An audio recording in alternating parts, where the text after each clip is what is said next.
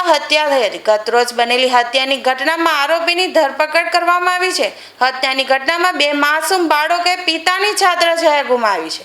ઉધના પ્રભુનગર ખાતે હત્યાનો બનાવ બન્યો હતો।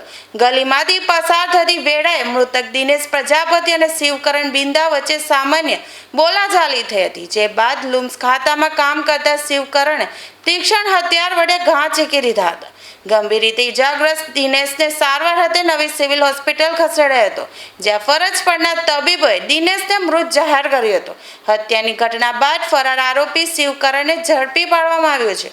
ઉધના પોલીસને ટીમો બનાવી તપાસ હાથ ધરી હતી, જ્યાં ગણતરીના કલાકોમાં જ હત્યારાને ઝડપી પાડી જેલના સળિયા પાછળ ધકેલી દીધો હતો। વધુ તપાસ ઉધના પોલીસે હાથ ધરી છે।